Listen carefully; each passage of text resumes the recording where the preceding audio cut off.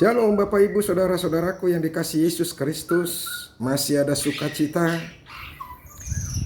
Saya mau ingatkan kita tetaplah bersukacita, karena waktu kita semakin singkat. Jangan bersungut-sungut. Biarlah hidup kita harus menyaksikan Tuhan dengan hidup penuh dengan kebahagiaan dan sukacita. Firman Tuhan yang menjadi renungan bagi kita hari ini itu yang terambil dari Kisah Para Rasul pasal yang ke-22 ayat yang ke-15. Dikatakan demikian, sebab engkau harus menjadi saksinya terhadap semua orang tentang apa yang kau lihat dan yang kau dengar. Demikianlah firman Tuhan. Menjadi saksi bagi Tuhan, menjadi saksi bagi Yesus Kristus, itulah yang menjadi tugas kita. Sebagai orang Kristen, kita harus terpanggil dan berkewajiban untuk menyaksikan anugerah dan kasih karunia Tuhan atas keselamatan yang Dia berikan kepada kita. Kalau kita betul-betul orang yang sudah diselamatkan, kita harus bertanggung jawab untuk memberitakan anugerah dan kasih karunia Tuhan kepada kita. Ini yang harus kita ingat. Dan sering sekali ada begitu banyak orang tidak peduli dengan hal ini dan tidak mau tahu dengan ini.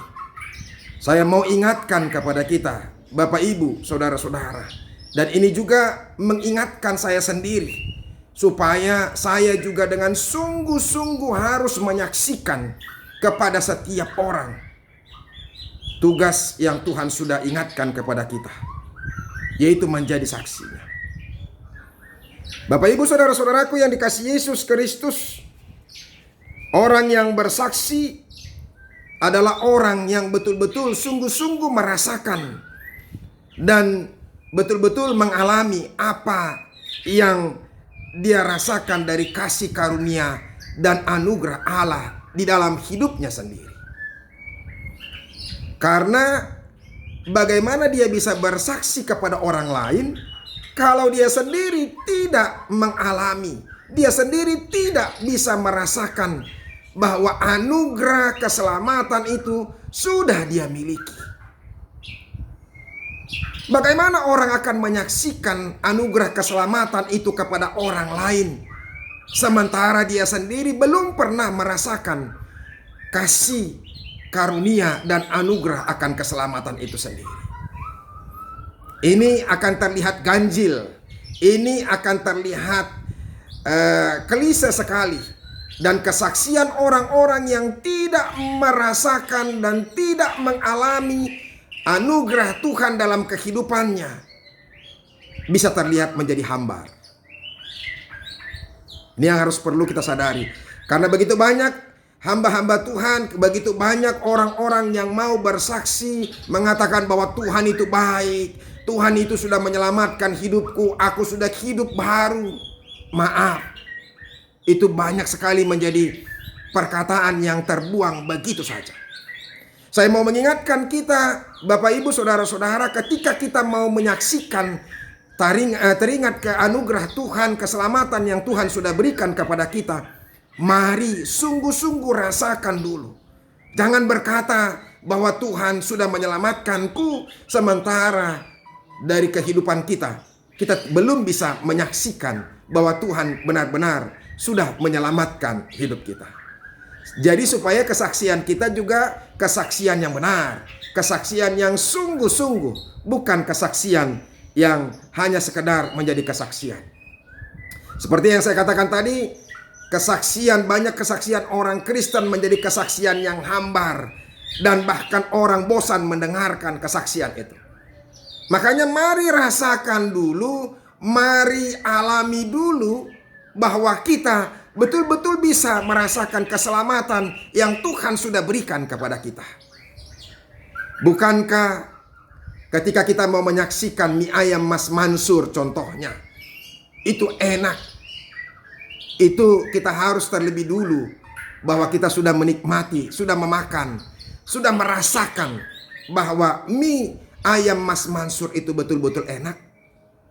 Bagaimana kita akan menyaksikan kepada orang lain, bagaimana kita akan merekomendasikan orang lain untuk boleh menikmati mie ayam Mas Mansur, sementara kita sendiri belum pernah menikmati enaknya, merasakan enaknya mie ayam Mas Mansur itu.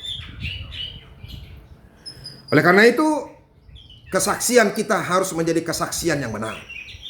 Kesaksian kita harus menjadi kesaksian yang bisa kita rasakan dan bisa kita alami dalam kehidupan kita. Yang menjadi pertanyaan sekarang, bagaimana kita bersaksi terhadap anugerah dan kasih karunia Tuhan? Ada banyak cara yang boleh kita lakukan dalam kehidupan kita untuk menyaksikan karunia dan anugerah keselamatan yang Tuhan sudah berikan kepada kita. Ada begitu banyak cara, saudara-saudara. Ya, jadi kalau saya mengatakan paling sedikitnya ada 3 cara. Paling sedikitnya ada 3 cara. Tetapi ada banyak cara, ada banyak cara. Saya yakin ada begitu banyak cara. Yang pertama saya boleh mencatat di sini, memang sama seperti yang dikatakan oleh firman Tuhan, yaitu di Matius pasal yang ke-28 ayat yang ke-19 itu, yaitu amanat agung itu. Karena itu pergilah, jadikanlah semua bangsa muridku, dan baptislah mereka dalam nama Bapa dan Anak dan Roh Kudus, dan ajarlah mereka melakukan segala sesuatu yang telah kuperintahkan kepadamu. Dan ketahuilah, aku menyertai kamu senantiasa sampai akhir zaman. Menyaksikan Kristus, menyaksikan anugerah keselamatan, memberitakan Injil itu memang kita harus pergi ke seluruh dunia. Kemana kita boleh mencapai, kemana daerah yang boleh kita kunjungi, kepada siapa kita harus memberitakan firman Tuhan. Walaupun saya percaya memang pemberitaan Injil yang seperti ini dilakukan khusus kepada orang-orang yang Tuhan sudah panggil dan Tuhan sudah persiapkan untuk memberitakan Injil, menyaksikan keselamatan yang Tuhan sudah anugerahkan kepada kita. Ini memang adalah tugas dan panggilan khusus kepada hamba-hamba Tuhan. Tetapi saudara-saudara, apakah kita yang tidak hamba Tuhan tidak bisa menyaksikan keselamatan, tidak boleh bersaksi? Tidak. Hari yang lampau saya betul-betul menggumuli hal ini dan menyadari, dan saya bersyukur ternyata di pandemik virus corona ini saya betul-betul diingatkan bahwa ternyata menyaksikan Injil, menyaksikan anugerah keselamatan Tuhan ke ujung dunia bisa dilakukan melalui YouTube, bisa dilakukan melalui rekaman yang boleh disampaikan, yang boleh disebarkan kepada setiap orang. Dan ini juga yang menggugah saya untuk merekam setiap hari renungan demi renungan. Paling tidak ketika orang mendengarkan renungan YouTube saya ini, dia boleh digugah, dia boleh terpanggil, dia boleh menerima keselamatan yang daripada Kristus itu. Melalui YouTube ini, melalui rekaman ini, ketika kita boleh menyampaikan ini kepada orang lain, membagikan ini kepada orang lain, supaya setiap orang bisa mendengarkannya, ada harapan bahwa kita bisa menyampaikan pemberitaan Injil, pemberitaan anugerah keselamatan Tuhan itu boleh sampai kepada setiap orang. Kemarin saya sudah katakan di rekaman sebelumnya, saya katakan kemarin sebelum waktu pertama-tama sekali saya merekam video renungan saya katakan, saya tidak mengatakan kepada orang-orang untuk mensubscribe. Kemudian setelah saya melihat ada khotbah-khotbah renungan dari orang lain, saya melihat, wih, luar biasa, ada begitu banyak subscribernya. Dan saya jadi merasakan, oh iya, perlu juga ya. Saya tanya kepada mereka, bagaimana caranya kau dapat subscriber yang begitu banyak?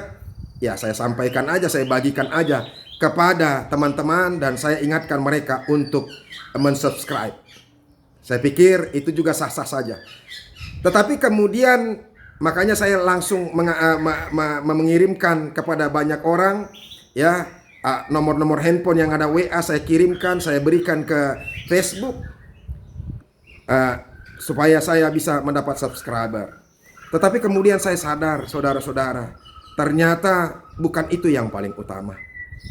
Saya merasakan bahwa kalau firman Tuhan, renungan yang saya rekam ini didengarkan oleh orang lain saja, itu sudah menjadi luar biasa. Oleh karena itu saya yakin Bapak Ibu saudara-saudara juga dipakai oleh Tuhan untuk menyampaikan renungan-renungan. Kalau ada renungan-renungan yang baik, termasuk renungan yang saya berikan ini, marilah kita sampaikan kepada orang lain, supaya orang lain juga bisa mendapatkan berita keselamatan itu.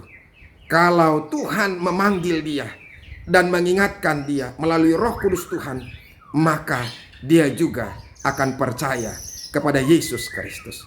Ini cara yang efektif, saudara-saudara. Ya, jangan lupakan. Mari kita, kalau kita punya talenta secara khusus untuk memberitakan firman Tuhan, tidak perlu menjadi pendeta.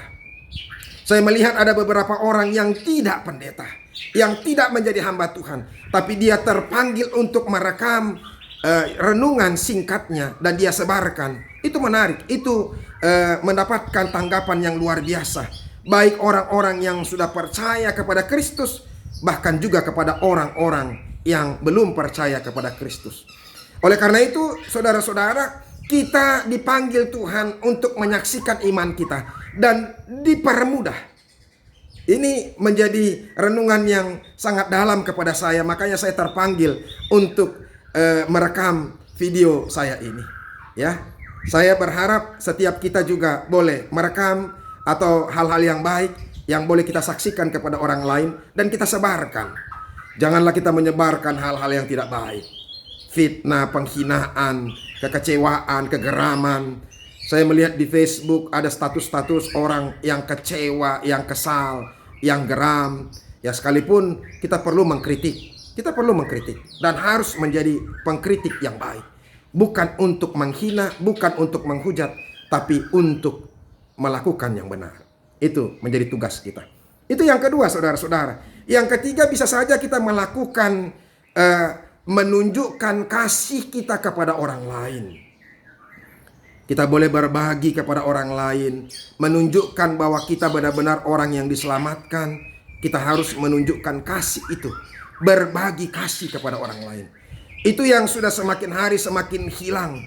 Bagaimana kita menyatakan, menyaksikan hidup kita sudah diselamatkan oleh Tuhan. Apalagi kita sering mengatakan, aku betul-betul merasakan kasih Tuhan. Padahal kita sendiri tidak mau berbagi kepada orang lain, tidak mau solider kepada orang lain. Solidaritas kita tertutup, tidak terlihat kepada orang lain. Oleh karena itu, saudara-saudara, mari tunjukkan kasihmu kepada orang lain yang menunjukkan, menyaksikan bahwa engkau adalah orang-orang yang sudah diselamatkan dalam hidupmu. Itu yang harus boleh kita lakukan, saudara-saudara. Bapak Ibu saudara-saudaraku yang dikasihi Yesus Kristus, hati-hati. Waktu kita adalah singkat. Mari kita pakai waktu kita untuk memberitakan anugerah keselamatan yang sudah Tuhan berikan. Tadi seperti yang saya katakan, berbagai macam cara. Ada juga yang caranya mendukung pelayanan orang-orang yang menjangkau daerah-daerah terpencil dengan menyumbang dana donatur. Ya, boleh juga menjadi ahli komputer yang mendidik orang, memberikan pikirannya, keahliannya untuk orang-orang yang tinggal dalam keterbelakangan. Juga bisa menjadi seorang guru yang boleh mengabdikan dirinya. Itu juga menyaksikan Kristus dalam hidup kita. Yang penting saya mau ingatkan, apa yang kita miliki dalam kehidupan kita, mari kita saksikan. Karena waktu kita adalah waktu yang singkat. Ingat, Tuhan memberikan hidup kepada kita bukan hanya untuk diri kita, untuk menikmati makanan dan minuman, untuk berbahagia bagi diri sendiri, bagi keluarga. Tetapi ada orang yang harus kita jangkau. waktu. Mari pergunakan waktu yang singkat itu. Paulus sendiri berkata dalam Efesus 5 ayat 16, dia katakan, dan pergunakanlah waktu yang ada, karena hari-hari ini adalah jahat. Kita tahu Paulus begitu getolnya memberitakan firman Tuhan. Paulus begitu gesitnya, bahkan dia tidak memperdulikan dirinya. Sampai kesaksiannya yang paling manis dalam kehidupan kita yang boleh kita saksikan dari Filipi 1 ayat 21. Bagiku hidup adalah Kristus dan mati adalah keuntungan. Bagi dia memberitakan Kristus, salib Kristus itu adalah hal yang menjadi prioritas. Buat dia tidak ada hal yang lain-lain lagi. Bahkan buat dia yang dulu dianggapnya menjadi keuntungan menjadi sampah baginya. Ada begitu banyak orang yang selalu mencari keindahan, mencari kesenangan, mencari kebahagiaan.